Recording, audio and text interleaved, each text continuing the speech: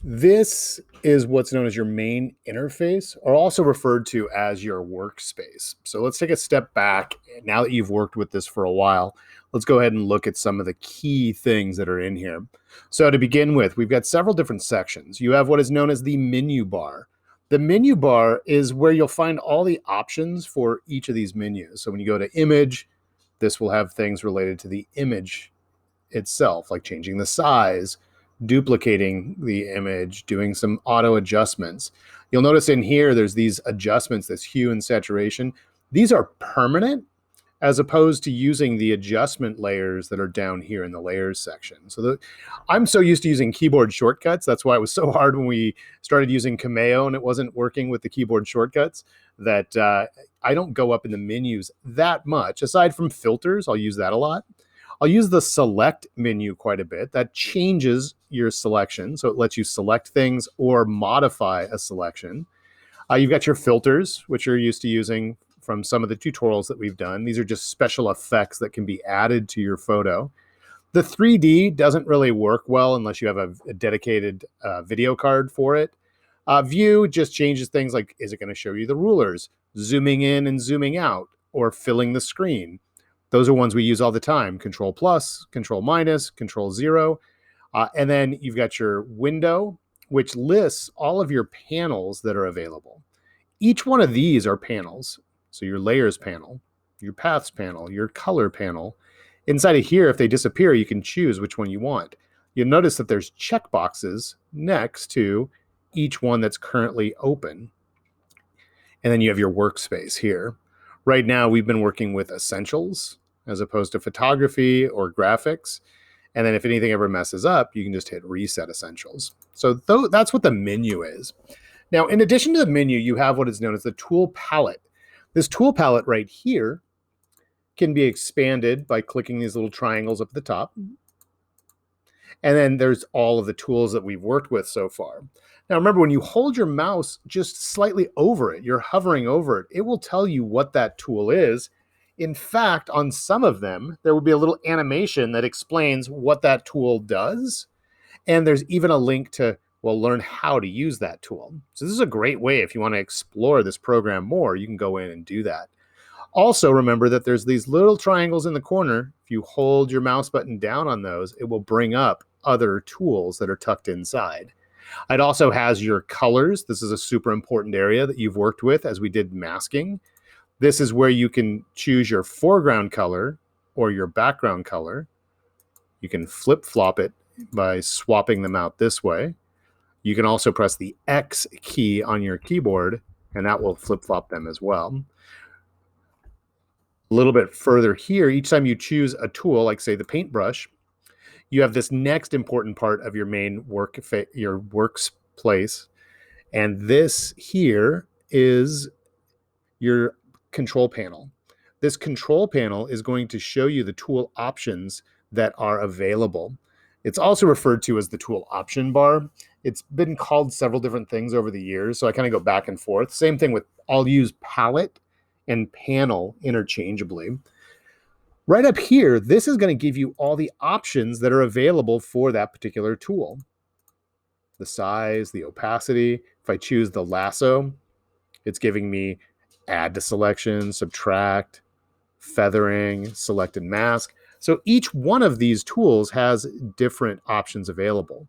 Now, many of these tools will have a brush tip. So notice here, I can change the brush size, but then if I go to the eraser, it also has a tip. It's slightly different because it's doing a hard edge. So it's doing that really sharp edge. But every tool that is here has some form of options that are available. Text tool lets you change the text here in these options. What font to use, what size, what color, what alignment, if there's a bold version of it or not, as well as bringing up this character and paragraph panel. We'll get into using these quite a bit in our next project when we do the magazine cover.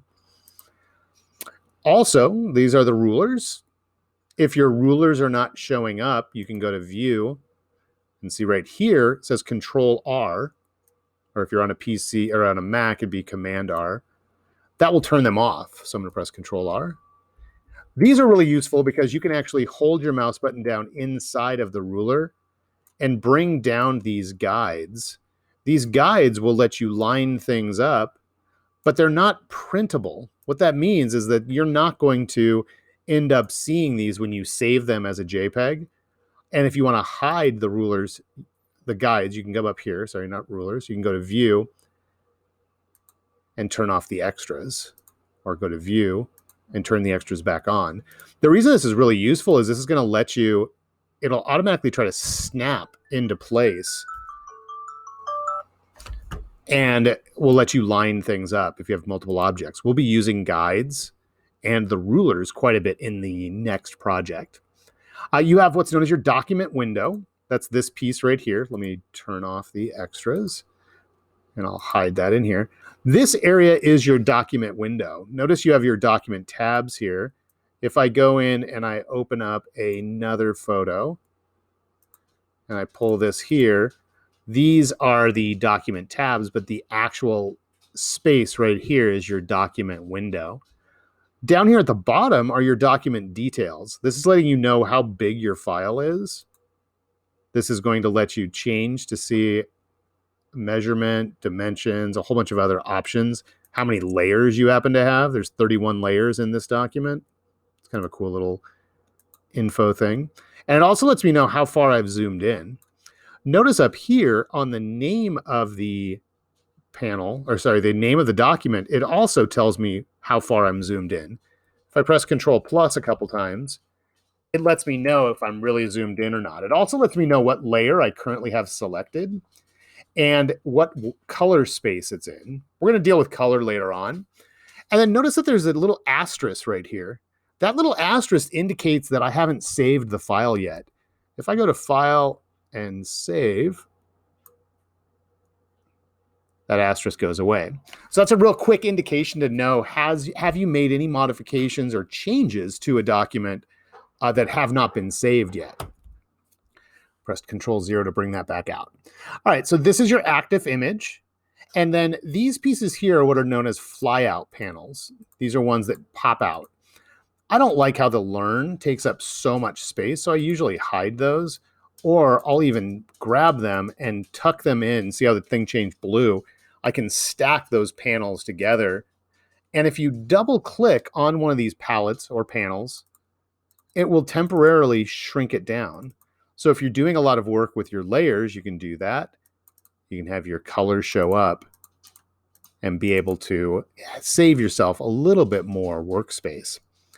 And then right over here, this will also let you change your workspace. So if you want to reset, if things get messed up, say you've got a couple things out here, you've moved some things around, you've accidentally closed your tools, and you're like, I want this back. Whether you go to Window and Workspace, or right over here, you can just go to Reset Essentials, and it brings it all back to what it looked like before you opened it. All right, last thing that I want to show off, and this one's important because there will be some questions on this, but you should do fine with this. You've used this panel a lot. So right in here with the Layers panel, you're actually, you know what? I'm going to hold off and I'm going to put a different video for this one just to give you a chance to take a break for a moment.